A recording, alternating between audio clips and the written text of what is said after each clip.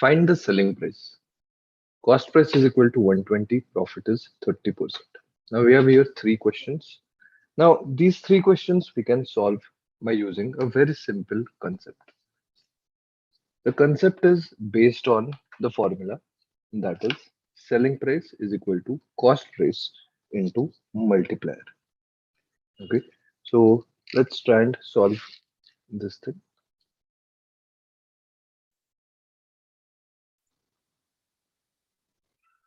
So let's do it. As I told you, the formula is selling price is equal to cost price into multiplier.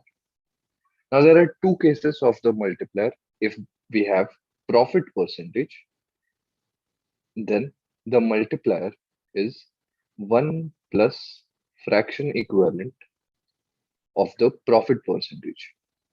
And if it is loss percentage, then the multiplier is 1 minus fraction equivalent of the percentage. Now let's solve the first one. Now in this, we have to find out the selling price. Cost price is given to us as 120. Now the multiplier here, because it is profit percentage, it will be 1 plus fraction equivalent of 30%. Now fraction equivalent of 30%, that will become 1 plus 3 upon 10. Okay, so therefore this becomes 120 multiplied by 13 upon 10. So zeros get cancelled. We have 12 into 13 as 156. Let's see the second question.